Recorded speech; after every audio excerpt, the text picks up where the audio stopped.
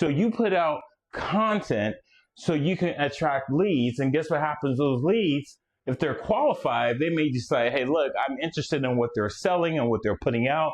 I want to learn more. So that was your marketing team. And so now your sales team can say, hey, I got something for you, boo. Bro, come check this out, right? So what they do is they make that lead into a customer.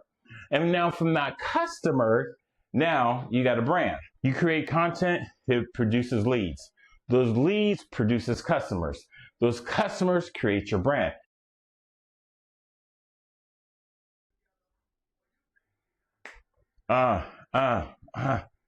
You fancy, huh? Hey, have you ever wondered like why Amazon makes so much doggone money? Have you ever thought about that? Well, here's something that I want to get into today, because we're going to talk about making money, and like for real talk about making money. Because the last month, as you've seen, in the month of April of 2026, I said I'm done with my freshman year, my rookie year of YouTube, and now it's time for me to go ahead and take it to the next level so I can then go to my next level. Because guess what? I'm ready to be that YouTuber, and I'm ready to take my clientele to that next level, because content is king. If y'all don't know, now you know. But in case if you don't know, and you are, let's say you don't know, now you know. But now that you do know, content is king. You got to put out content. And the reason why you put out content is to make money. You got to make money, and to make money, you have to create content, and then you got to tell people about the content that you put out.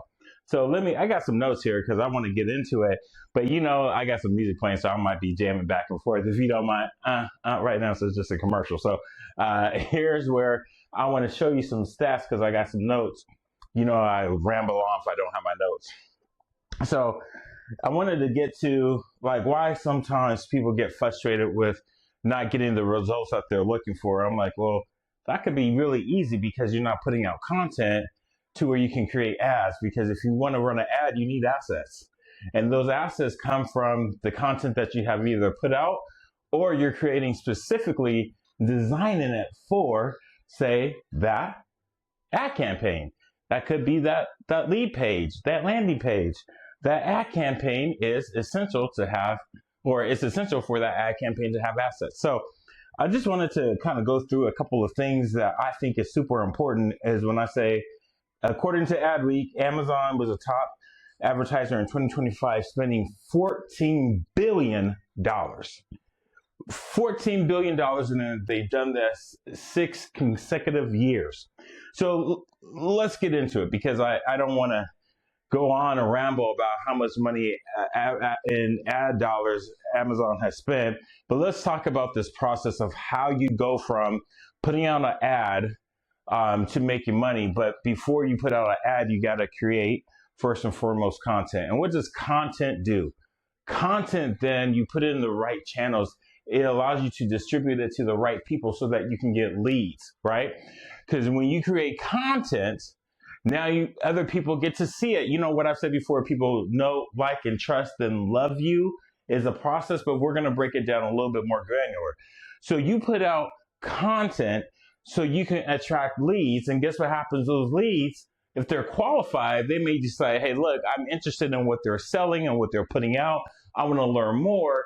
So that was your marketing team. And so now your sales team can say, hey, I got something for you, boo. Bro, come check this out, right? So what they do is they make that lead into a customer. And now from that customer, now you got a brand. Now, let's not get too far ahead, because I want to kind of break some things down, because you can say, Nathan, I don't do advertising. Like, I know. You're not making the money like you should. They're like, well, I don't believe in advertising and all that other stuff. I just try to go out and network. Or guess what, boo-boos? You still spending money. You still spending money. Well, you say how? Well, easy, because the amount of time that it takes for you to get ready to go to a networking function and then pay the door fees, eat food, or buy the drink, and spend that time there. You hand out some business cards, right? You hand out some business cards. This is lots of my business cards. I haven't used these things in years, truly, honestly. You hand out business cards, and how much do those business cards cost? How much do gas costs, just not for you to get there, but to come back, right? Now, that time that was spent, let's just say you charge $50 an hour, you've been gone for 3 hours. That's $150 that you could put towards initially creating the ad, or excuse me, the content, like the design, the creative, right? And then it could also have gone into the ad dollars to run the campaign. And this is not even including me here, because I'm not talking about, just want to make sure you understand, I'm not talking about you hiring me to run your ad campaign. Now I can do that, but that's not what we're talking about. We're talking about you spending that money to where now that 75, that 150, that $200 can be spent to getting it out to where people that want your product or service is going to see it. So let's come back to this, okay? Because I already said you create content, it produces leads. Those leads produces customers. Those customers create your brand. So let's talk about this brand that you have, because I want to start with American Express as a company. I think they were, I put in my notes, but I didn't put in these notes, but they've been around for, I think, 175 years, and they evolved from, which was pretty cool. They were an express delivery during the gold rush of doing gold and silver, right? And so at some point they realized it was a flooded market. It was back there, super competitive. We wanted to get into this financial market. Well, I'm not going to go into that, but what I wanted to point out with them, American Express, which their story is touted, you can go to the website, check it out, how they went from an express delivery to a financial company, just because they realized that their brand from their customers, from the leads that they were getting, it was starting to get kind of worn out. It was dried up. It wasn't going to continuously be available people to continue to make money off of. So what they had to do, they had to pivot. Now, this is where your brand matters. And what we see now with brands is they get into another business, or they acquire, from merging to acquisition. We call that M&A, mergers and acquisitions. So this is where you can go up and down the vertical, where it's different types of brands, right? But it's still somewhat in your field, like a Procter and Gamble, or it's like a horizontal. Amazon does this too with all the different brands they have through the vertical of entertainment, or they have all different types of brands. But just look at Amazon's different types of brands that they have. Procter and Gamble is more like a horizontal than a vertical like Amazon. But this is where we as a small business, which makes up 9% of businesses here in the US of A, we don't do a good job understanding that there's only so many customers, there's only so many leads that we're going to get to turn them into our own customers, clientele, patients, whatever you want to call them, to where it becomes your brand, your company. And I think this is where, I tip my hat off. I salute Alex Hormozi, because dude was a gym rat. He talked about how he loved doing the gym and did the gyms until the 2020 happened. And so what did he do? And what is he known for? And I'm going to just get to that because he's known for a lot of things. But he's known for breaking the Guinness Book World Record for the fastest selling non-fictional book, selling 2,917,443 copies in less than 24 hours. They were like, the people that did this already that rivaled was like President Barack Obama or Prince Harry. So here, I know I'm going to geek out on a little something, and you might say, no, stay with me here. So this is what's called an LTV, a lifetime value. The lifetime value of a customer or a client, they're only going to spend so much money. So Alex, in my opinion, believed that he was only going to get so much money from a gym rat. He can only make so much money from them. But he pivoted to the world of entrepreneurs. Why? Because we are the land of the free, the home of the brave. And he knows that we all are entrepreneurs at some shape or fashion, and we all need to learn how to sell.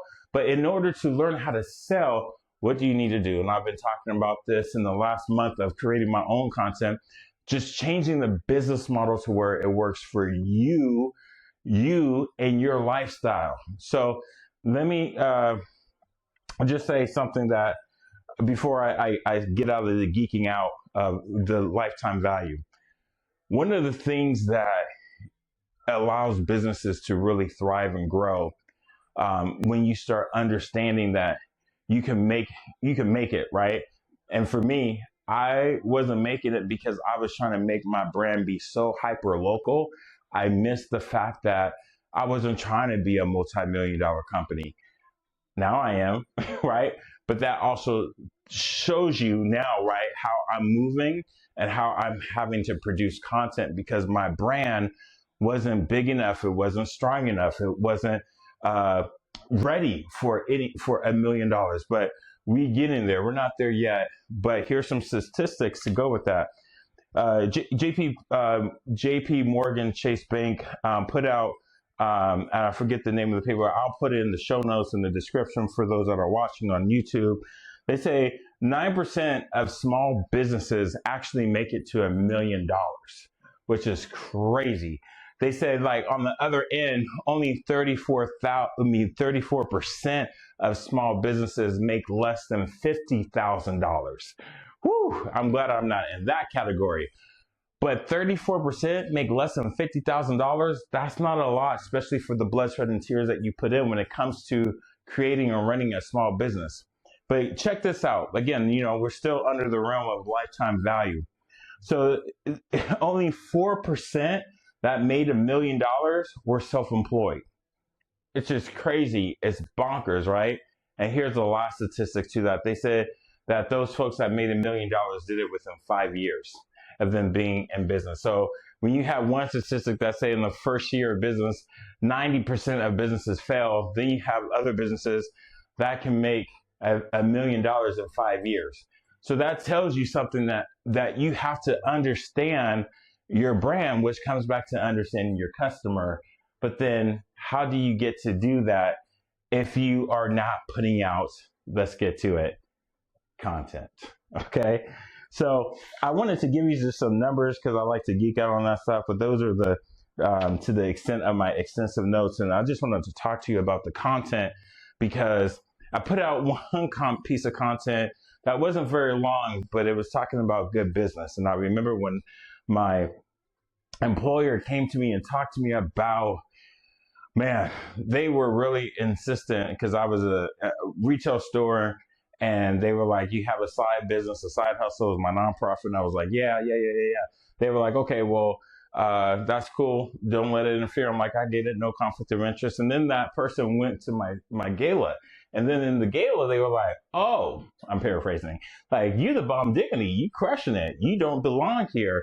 And they put the wheels in motion for me to get fired. I talked about that one video.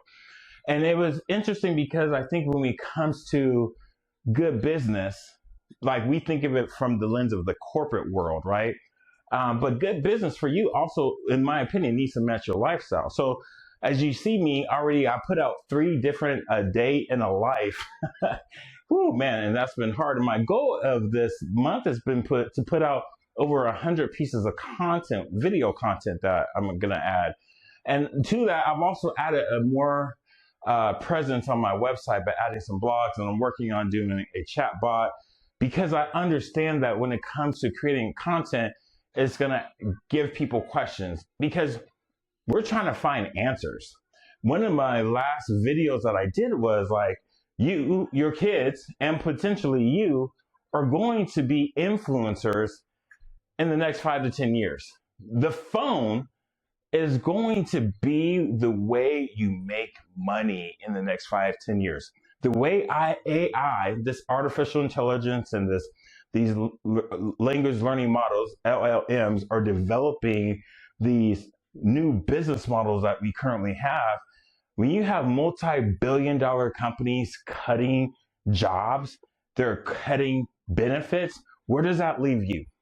And that leaves you to the point of where you have to create UGC. And what is that? User-generated content, also AKA known as becoming an influencer. Now, I'm saying all this because now is a time to get going and start learning because, again, you create content create leads create customers, and customers create your brand. That takes time for you to develop and to figure out One way you can shortcut that is for you to put out an ad on your content, and then you learn to figure out what people like and what people don't like. But coming back to my initial opening when I said, why does Amazon make so much money? Well, they also spend a lot of money. So you could be where like you can have this awesome brand, this value proposition that just murders the game, but what if no one knows you? What if people don't know how good your product is or how smart you are or what an expert you can do or you are in the field of where you can solve problems, you can mitigate issues, you can create bridges and heal babies. But if nobody knows about you, then what can you do? Nothing. And then what can you get paid? Nothing. So this is where I think it's really important that we just be real with the fact that if you want to make money, you got to spend money. And spending money, just not to spend money crazy because the algorithms have changed. I'm not saying just go out and don't even put that in your mouth to say, don't put that in your mouth to say, oh, Nathan said for me to spend a whole lot of money. No. Nathan did not say that. I said, if you want to make money, you need to spend money, but that first starts with putting out ads to see what people have an appetite for. But you also need to get used to being in the camera. Like I've started my YouTube coaching now that I have been doing this for over a year, but let's keep it real. I've been putting out content for over 10 years. People ask me when I put out a video and they watch me, they were like, man, how you do that on the first take? I've been doing this for a while, but I haven't done it and mastered it on the YouTube level because YouTube, I wouldn't even say is a platform. It's an ecosystem. Like Instagram is still short form, but now they're allowing more long form. But YouTube is long form. And if you're not producing video, you're going to be in some trouble. So this is where you got to create content. Even if it's not for a company, it might be for your livelihood. And I'm not trying to be a conspiracy theorist. I'm not trying to go down, but I'm just letting you know, if you haven't seen the writing on the wall, why are all platforms, including Facebook, allowing you to see in your insights whether or not you can monetize and you're making dollars? It's because user-generated content is where things are going. And so if you want some help, I'd be happy to help you. And let me just talk to you a little bit about the YouTube coaching, because when I have learned from me, you got to first start with being authentically you, right? Which is super hard because you got to get super comfortable, like really duper super, like be one with the camera. And that's really hard.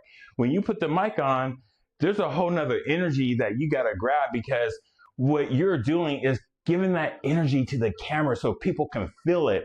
And that takes time to develop. So that's that energy, right? Number two is you got to be able to articulate your stories and the messaging that you want people to walk away with. And with that, there's call to action, CTAs that you need to be able to deliver and send people to, which leads to where you should have another place where people can go and get that either information.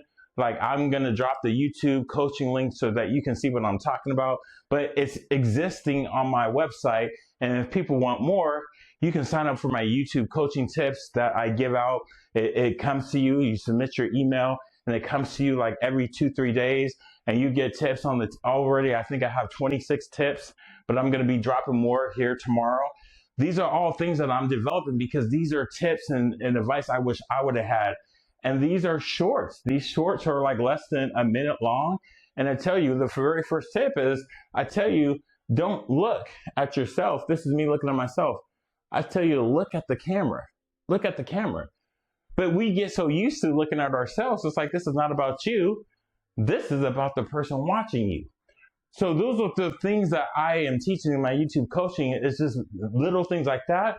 I remember Crystal, for her to create her first 30-second video, it took us an hour. It wasn't easy, but it's not hard either. But there's some fears you got to get over. And in order to produce that content on a mass level, and we got to have some conversations. And this is where I have my coaching program available for you to go through that so you can start learning. You don't have to pay for anything. But let's say if you do want to pay for it, hey, there is the fee right there. And that goes towards your monthly retainer if you want to move forward with me. And I'm happy to do that because I believe here's where you start learning how to talk to the camera and create videos, you get to see yourself in a whole nother level. And this is where one of my next podcasts I'm going to talk about is you seeing yourself grow to the next level of expert, the next level of being a guru, the next level of being aware and confident. That's a whole nother vibe that you're creating for yourself. So I'm excited to drop that. It's called the mirror presence. I talked about that in another video that I did earlier this month. But again, I'm going to come back to my videos because my videos are now good. I'm telling you, I'm getting a lot. Your boy's getting better, yo. Your boy is getting better. I'm getting better. And it's more so not just because I found a hack. I'm just getting more comfortable with bringing my energy and telling the story in a way that makes sense for me, because I'm not trying to sell you on anything. I'm just telling you what I know worked for me, and I want you to get the same value, if not more, because you can get this from other people, but you haven't heard it from me, right? And that's the same way when you put out your content. It could be the same burrito wrapped up, but your ingredients are going to be different from the next taco spot. Sorry, I work with restaurants, but not sorry. And I tell them, they were like, well, this business is doing this over here. I'm like, look, everybody needs to eat first and foremost. That's a need. Okay. So there's a demand. Now, do you have the supply? If you got the demand, create it, put it in a way that is so creative where people feel like they got to get their food here at least 2-3 times a week, right? You got to have X amount of table turns. Don't get so caught up in like, oh, they're doing it, we don't fit. Everybody got to eat. There's a supply or there's a demand, and you got to be the supply, but you got to tell it in a creative way to make them believe like what you got for them, it can't be beat. What you got for them is one of a kind. What you got for them, only you can provide. So I I didn't mean for that to rhyme, but I do that from time to time. Hey, I told you I've been listening to music, so I think that got me a little bit in the spirit of doing that. So, look, y'all, just to recap again, why am I telling you about this? Is because I want to see you make money. I don't want you to be one of those small businesses that make less than 50 grand.